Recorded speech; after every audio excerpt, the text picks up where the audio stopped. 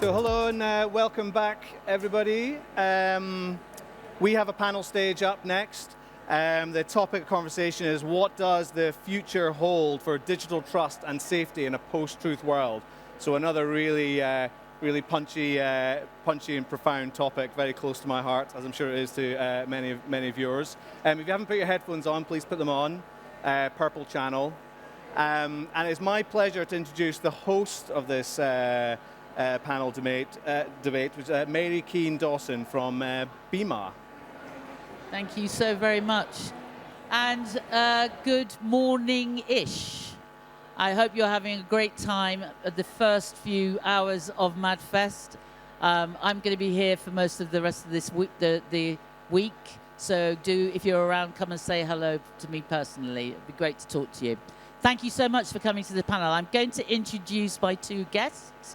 Andrea Evans-Bilham, who is Director of the Internet Commission and Trust Alliance Group, and the wonderful Hannah Mirza, who is the founder of and CEO of the Responsible Marketing Advisory.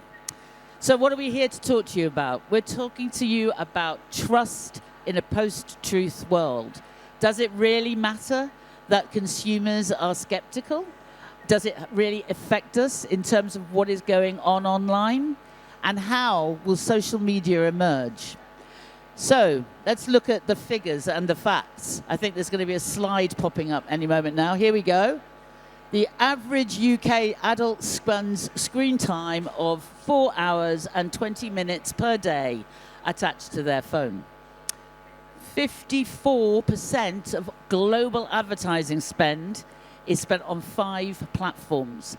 That only leaves 46% for the rest of us. So there's a really serious epidemic of social media content, and a lot of it, as I'm sure you will be aware, is quite toxic and unhealthy. And safety online is a major issue for all of us who care deeply about society and, of course, our children. So, Hannah, how did we get here and why now?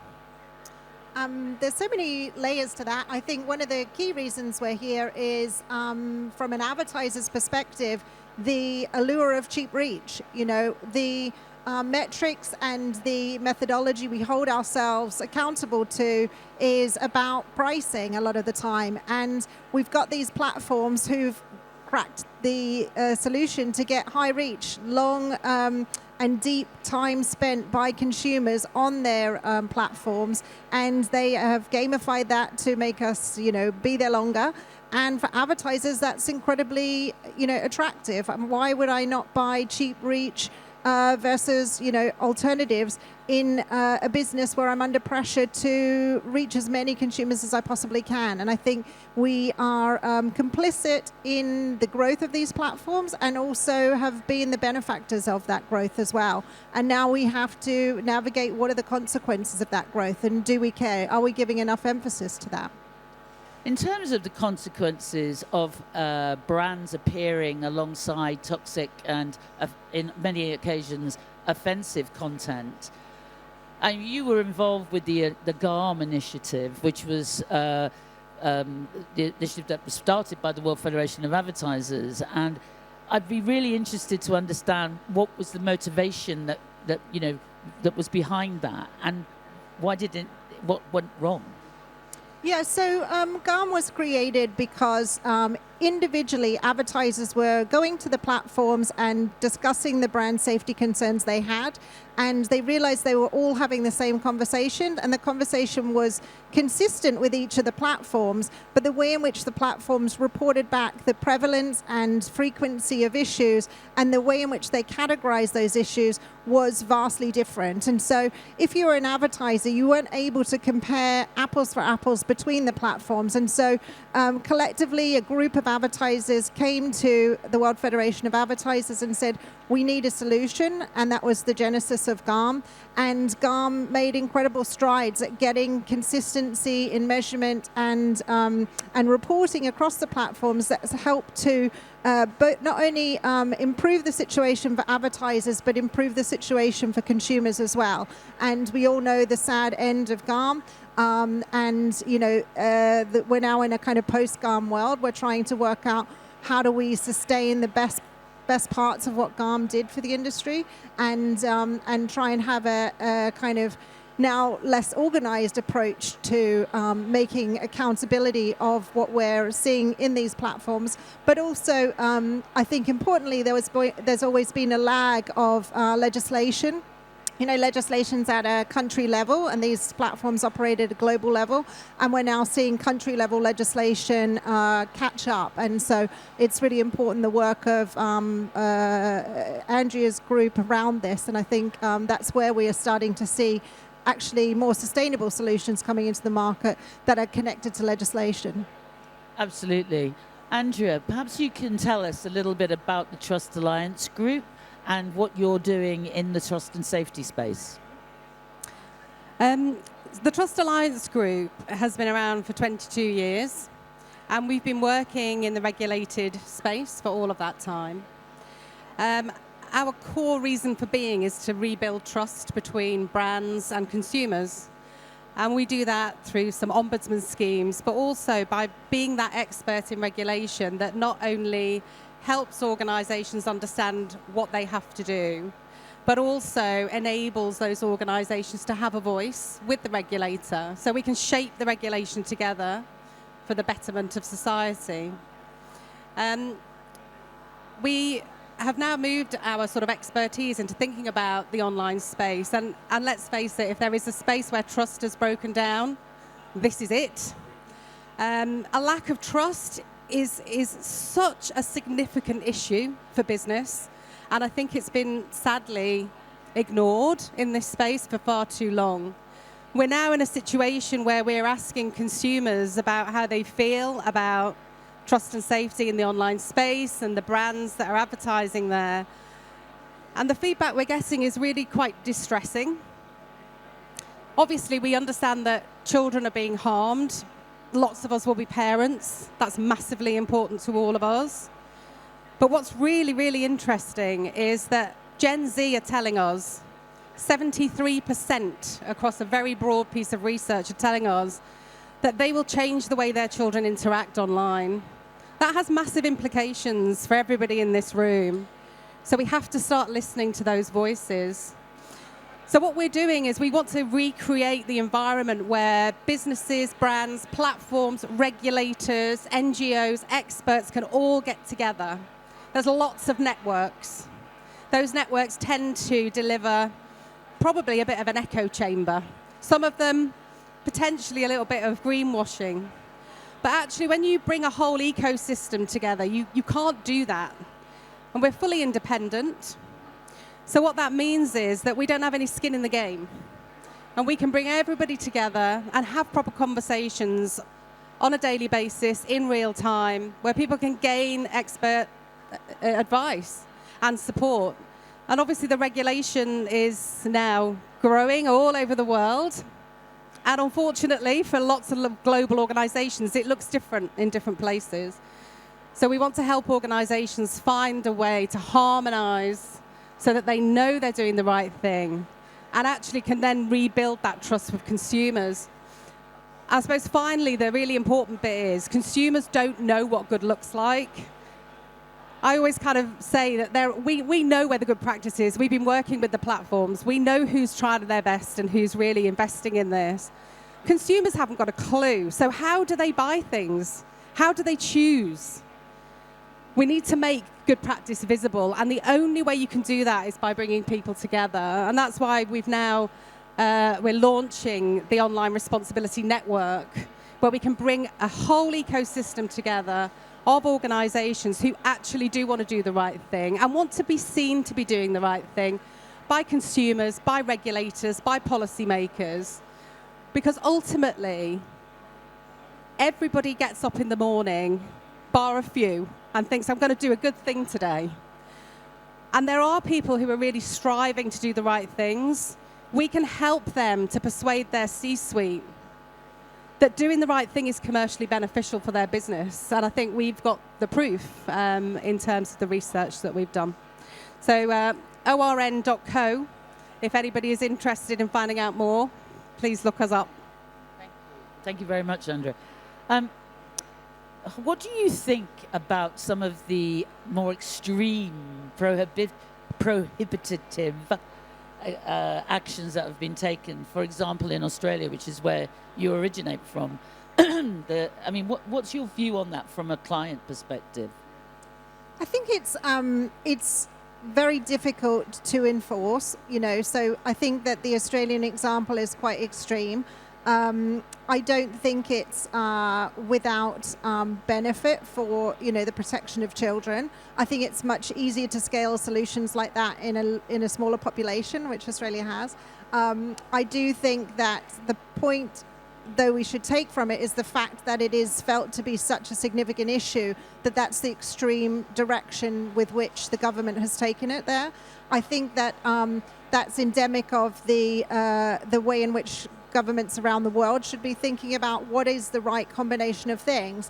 There's layers here. There's the handset manufacturer. There's the operating system. There's the platform, and then there's the content creators. And I think the kind of legislative situation is people hiding behind all different layers of I can't be accountable because I don't know about age verification. The handset the credit card companies do. How do we get that data? There's a lot of different nuance to making this work. I think the reality is we also need to have deeper education programs, and I think solutions in place, particularly backed by brands, helping to understand healthy navigating, your lifestyle on the internet, because the benefit of the internet is the proliferation of options to have, all sorts of kind of content across every topic, and a great place for communities to uncover more people like them. But unfortunately also the dark side of that has been what has manifested in this as well. I think for brands, brands have a propensity to risk profile, and some brands are more open to higher risk topics than others, and depending on what that might be, it varies dramatically. And I think brands have to think about a long-term game here in terms of I'm not just buying immediate quick reach. I need to think about what's the longevity of sustaining this ecosystem, what's the longevity of sustaining the diversity of platforms I'm working with, the diversity of topics that I'm across, and really investing time into understanding what is the right solution for them as a business uniquely, not just what their holding company is looking at for them. You conducted quite an extensive piece of research into what actually the consumer thinks of all of this. What were the key findings? Can I tell you a little story first, Mary? Please do. So we conducted this research because my 25-year-old, highly educated, very smart cookie of a son came to me with his mobile phone and said, "Look at this AI, Mum, isn't it amazing?"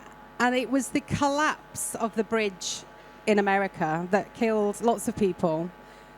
And he didn't believe it. And I was horrified. I went back into work on the Monday and I was like, what are we going to do here? I mean, we're in a situation where not only do they not trust what they see that isn't real, they don't trust the real stuff either. So we wanted to really try and understand that kind of Gen Z group. And 73% of them came back and said, if I knew that an organization was taking trust and safety seriously, I would change my buying habits. That's really important information for all of us. I think the other thing that came out of it that was really key is that if you can't see it, you can't buy it. So we have to make sure that we are giving organizations the ability to show good practice and improve. The Online Responsibility Network is not for everybody who's perfect. It's for people with the right intent. Do I want to get better? Yes. Am I willing to go through an audit, which will be carried out independently? Yes. Am I going to follow my plan to improve? Yes, that's commitment.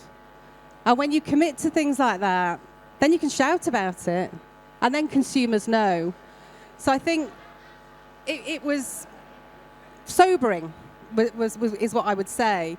And you know, I haven't got grandkids yet, unlike you, Mary. I have not been blessed. But when I do have grandchildren, the way that they interact online will be so different, because my kids have already told me, and I speak to all of their kids, and we asked in this research about that.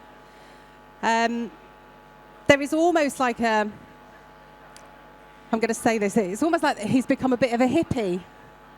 And he's kind of like, no, Mum, all of that is not important. We're just going to take them on walks and stuff. Well, think about how much money people like me, I mean, I cannot tell you how much money I spent on buying coins on games and, you know, Mum, I need this new pack added to such and such. I mean, hundreds and hundreds of pounds spent on 2 boys growing up, always online. It's going to be so different. So it's time to wake up now and not wait for that to happen. And I think we have to show this new generation that we're taking their children's safety seriously, that we value the fact that, you know, people may be scammed online, and we don't want that to happen to our vulnerable folk. It's deeply important to rebuild trust. So, Hannah, what does a trustworthy digital future look like to you? For me, it's where individual brands have taken the time to really look at what they're buying, and that just to clarify, that's a real investment, because you know, a lot of brands and businesses default now to saying, well, I've got a brand safety, you know, tech layer in place. I'm trusting my agencies doing the right thing. You know, it's not a problem for me. And I think it's kind of evident, kind of the audience size here, that maybe a lot of people think, oh, that's a checkbox exercise, it's done, we're sorted. And actually, when, you know, anytime we've seen an audit and looked at the data, we find that perhaps that's not the case. There is opportunities missed. There's a long tail of great inventory out there that's being blocked because, you know, it is perceived to be not great, but actually it is perfectly fine because of the nuance of risk. You know, risk is different for different businesses.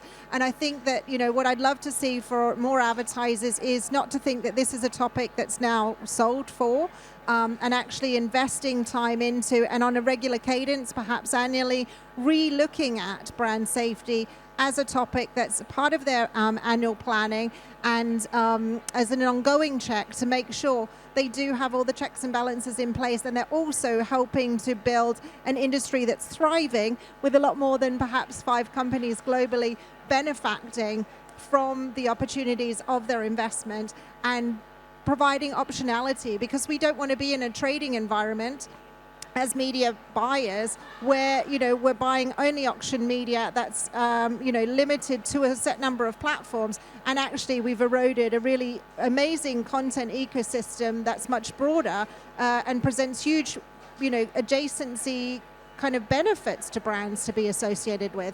You know, as much money that's being spent on brand safety and risk should be spent on, you know, improving the quality of content, improving the adjacency and great brand reputation opportunities through deep partnerships with great content creators. Absolutely, and I think that the guidance that you are proposing to offer to advertisers and brands, I think is really important. It's a huge, massive step for the industry, and well, overdue, but we can do something about it now. I'd like you to put your hands together and thank my panel. Very, very interesting. And do check out the Online Responsibility Network. Thank you.